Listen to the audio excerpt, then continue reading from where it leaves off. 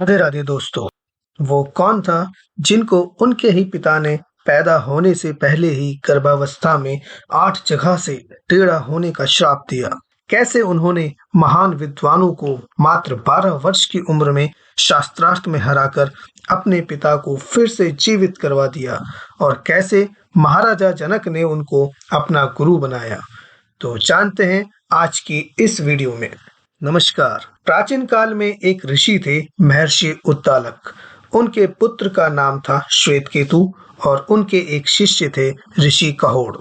ऋषि कहोड़ की सेवा से प्रसन्न होकर महर्षि उद्दालक ने उन्हें संपूर्ण वेद शास्त्रों का ज्ञान दिया और अपनी बेटी सुजाता का विवाह भी उनसे कर दिया।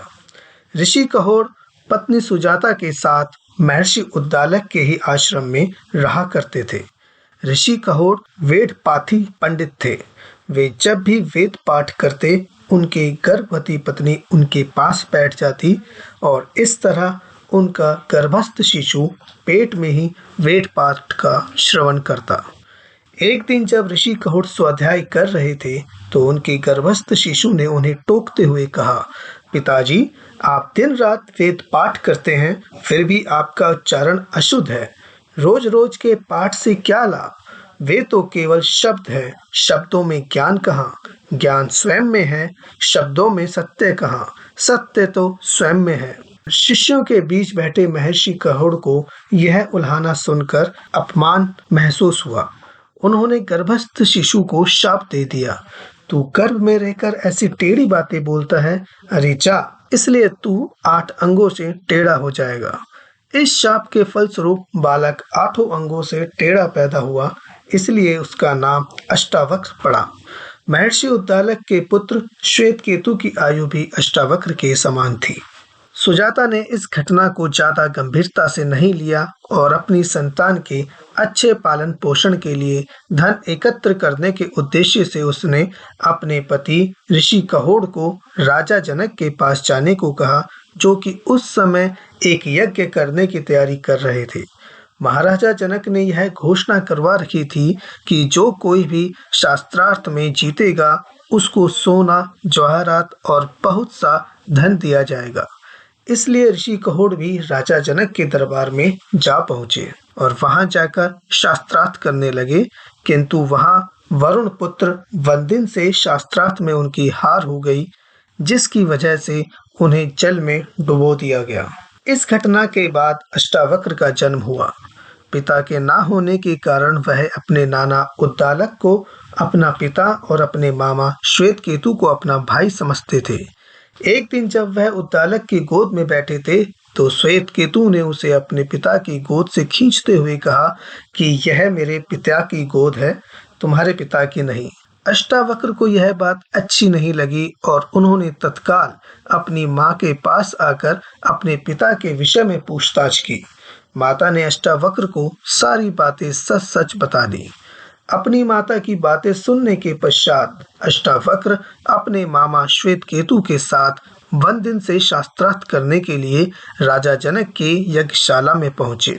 वहां द्वारपालों ने उन्हें रोकते हुए कहा कि यज्ञशाला में बच्चों को जाने की अनुमति नहीं है। इस पर अष्टावक्र बोले कि हे द्वारपाल, केवल पाल श्वेत हो जाने से या अवस्था अधिक हो जाने से कोई बड़ा व्यक्ति नहीं हो जाता। जिसे वेदों का ज्ञान हो और जो बुद्धि में तेज हो, वही वास्तव में बड़ा होता है। और इसके पश्चात वह मिथिला नरेश जनक के दरबार में जा पहुंचे, जहां पर शास्त्रार्थ हो रहा था। उनका चेहरा तो कुरूप था ही, नाम के अनुरूप उनके शरीर के अंग भी टेढ़े मेढ़े थे। वह किसी तरह अपने शरीर को संभालते हुए सभा में आए। उनकी कुरूप देह को देखकर सभा में बैठे विद्वानों ने हंसना शुरू कर दिया। उन्हें हंसता देख अष्टावक्र भी जोरों से हंसने लगे, क्योंकि वो 8 जगह से टेढ़े थे। उनकी चाल से ही लोग हंसने लगते थे। सभी अष्टावक्र पर हंस रहे थे और अष्टावक्र सब लोगों पर। जनक ने पूछा, हे बालक, सभी लोगों की हंसी समझ आती है, लेकिन तुम क्यों हंस रहे हो? अष्टावक्र बोले, महाराज, आपकी सभा चमड़ियों के व्यापारियों की है, जो मेरी चमड़ी की विकृति पर हंस रहे हैं। इनमें कोई विद्वान नहीं, ये चमड़े के पारखी हैं। मंदिर के टेढ़े होने से आकाश टेढ़ा नहीं होता और घड़े के फूटे होने से आकाश नहीं फूटता। महाराज जनक इस असामान्य स्थिति में सिंहासन से उठकर अष्टावक्र के पास आए और उन्हें प्रणाम करते हुए बोले, महाराज, आपके हंसने का कारण विदित नहीं हुआ, कृपया समाधान करें। अष्टावक्र बोले, क्या आप इन विद्वान जनों के हंसने का खुलासा करेंगे? इतने में एक सभासद खड़ा हुआ और बोला, हमें तेरी व्यंग्यात्मक काया को देखकर हंसी आ रही है। अष्टावक्र बोले, महाराज, मैंने सुना था कि आपके दरबार में विद्वान, समझदार और संवेदनशील लोग हैं।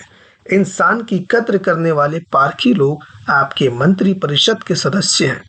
परंतु यहाँ आकर देखा तो मुझे बहुत कष्ट हुआ कि आपने तो अज्ञानियों की जमात इकट्ठा कर रखी है। यही देखकर मुझे हंसी आ गई। राजा जनक बोले, महाराज, आप यह क्या कह रहे हैं? आपको इस तरह विद्वानों एवं मंत्री परिषद के काबिल सदस्यों का अपमान नहीं करना चाहिए। अष्टावक्र बोले, महाराज, मैं ठीक ही तो कह रहा हूँ। इन लोगों को मैं क्या कहूँ जो मेरे शरीर की बनावट को देखकर हंस रहे हैं, मेरी चेतना को परखने की कोशिश भी नहीं कर रहे। इनसे पूछकर मुझे इतना भर बता दें कि ये घड़े पर हंस रहे हैं या कुम्हार पर। यह सुनते ही राजा जनक सहित सभी विद्वानों को अपनी भूल का एहसास हो गया। लेकिन फिर भी राजा जनक ने अष्टावक्र की परीक्षा लेने के लिए पूछा। जनक ने पूछा, हे ब्राह्मण पुत्र, जो मनुष्य 30 अंग वाले, 12 अंश वाले, 24 पर्व वाले, 360 आरे वाले पदार्थ के अर्थ को जानता है, वही सबसे बड़ा पंडित है। अष्टावक्र ने तुरंत उत्तर दिया, हे राजन, 24 पर्व, 6 नाभि, 12 प्रधि और 360 आरे वाला वही शीघ्रगामी कालचक्र आपकी रक्षा करे। राजा जनक ने फिर कहा, जो 2 वस्तुएं अश्वनी के समान से संयुक्त और बाज पक्षी के समान टूट पड़ने वाली है, उनका देवताओं में से कौन सा देवता गर्भाधान करता है? वे वस्तुएं क्या उत्पन्न करती हैं? अष्टावक्र ने कहा, हे राजन, ऐसी अशुभ वस्तुओं की आप कल्पना भी ना करें। वायु उनका सारथी है, मेघ उनका जन्मदाता है, फिर भी वे मेघ को उत्पन्न करती है। राजा जनक ने पूछा, सोते समय आंख कौन नहीं मूंदता? जन्म लेकर कौन नहीं हिलता? हृदय किसके नहीं है? और कौन सी वस्तु वेग के साथ बढ़ती है? अष्टावक्र ने कहा, मछली सोते समय अपनी आंख नहीं मूंदती, अंडा उत्पन्न होकर नहीं हिलता, पत्थर के हृदय नहीं होते और नदी वेग से बढ़ती है। अष्टावक्र के उत्तरों को सुनकर राजा जनक प्रसन्न हो गए और उन्हें वंदिन के साथ शास्त्रार्थ की अनुमति प्रदान करी। वंदिन ने अष्टावक्र के साथ शास्त्रार्थ करना शुरू किया। वंदिन ने अष्टावक्र से कहा कि एक सूर्य सारे संसार को प्रकाशित करता है, देवराज इंद्र एक ही वीर हैं तथा यमराज भी एक हैं।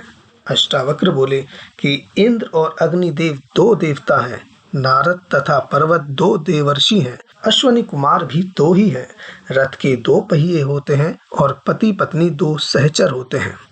वंदिन ने कहा कि संसार 3 प्रकार से जन्म धारण करता है। कर्मों का प्रतिपादन 3 वेद करते हैं, तीनों काल में यज्ञ होता है तथा 3 लोक और 3 ज्योतियां हैं। अष्टावक्र बोले कि आश्रम 4 हैं, वर्ण 4 हैं, दिशाएं 4 हैं और ओंकार, आकार, उकार तथा मकार ये वाणी के प्रकार भी 4 हैं। वंदिन ने कहा कि यज्ञ 5 प्रकार के होते हैं, यज्ञ की अग्नि 5 है, ज्ञानेंद्रिया 5 हैं, पंच दिशाओं की अप्सराएं 5 हैं, पवित्र नदियां 5 हैं तथा पंक्ति छंद में 5 पद होते हैं। अष्टावक्र बोले कि दक्षिणा में 6 गोए देना उत्तम है, ऋतुएं 6 होती हैं, मन सहित इंद्रियां 6 हैं, कृतिकाएं 6 होती हैं और साधस्य के भी 6 ही होते हैं। वंदिन ने फिर कहा कि पालतू पशु 7 उत्तम होते हैं और वन्य पशु भी 7 ही। 7 उत्तम छंद है, सप्तऋषि 7 हैं और वीणा में तार भी 7 ही होते हैं। अष्टावक्र ने जवाब दिया कि 8 वसु हैं तथा यज्ञ के स्तंभक कोण भी 8 होते हैं। वंदिन ने कहा कि पितृ यज्ञ में समाधियां 9 छोड़ी जाती हैं, प्रकृति 9 प्रकार की होती है तथा वृहति छंद में अक्षर भी 9 ही होते हैं। अष्टावक्र बोले कि दिशाएं 10 हैं तत्वज्ञ 10 होते हैं, बच्चा 10 माह में होता है और दहाई में भी 10 ही होता है। वंदिन ने कहा, 11 रुद्र हैं, यज्ञ में 11 स्तंभ होते हैं और पशुओं की 11 इंद्रियां होती हैं। अष्टावक्र बोले, 12 आदित्य होते हैं, 12 दिन का प्रकृति यज्ञ होता है, जगति छंद में 12 अक्षर होते हैं और वर्ष भी 12 मास का होता है। वंदिन ने कहा, त्रयोदशी उत्तम होती है, पृथ्वी पर 13 द्वीप हैं। इतना कहते कहते वंदिन श्लोक की अगली पंक्ति भूल गए और चुप हो गए। इस पर अष्टावक्र ने श्लोक को पूरा करते हुए कहा कि वेदों में 13 अक्षर वाले छंद अति छंद कहलाते हैं और अग्नि, वायु तथा सूर्य तीनों 13 दिन वाले यज्ञ में व्याप्त होते हैं। इसके बाद शास्त्रार्थ में वंदिन की हार हुई। अष्टावक्र ने वंदिन को जल में डुबोने का आग्रह किया। वंदिन बोला, मैं वरुण पुत्र हूँ और सब हारे हुए ब्राह्मणों को पिता के पास भेज देता हूँ। मैं उनको वापस बुला लेता हूँ। सभी हारे हुए ब्राह्मण वापस आ गए। उनमें अष्टावक्र के पिता कहोड़ भी थे। इसके बाद राजा जनक ने अष्टावक्र को अपना गुरु बना लिया और उनसे आत्मज्ञान प्राप्त किया। राजा जनक और अष्टावक्र के इस संवाद को अष्टावक्र गीता के नाम से जाना जाता है। तो यह थी कहानी ऋषि अष्टावक्र की। यहाँ तक बने रहने के लिए बहुत बहुत धन्यवाद। अगर आपको हमारा यह वीडियो पसंद आया हो तो प्लीज इसे लाइक एंड सब्सक्राइब करना ना भूलें।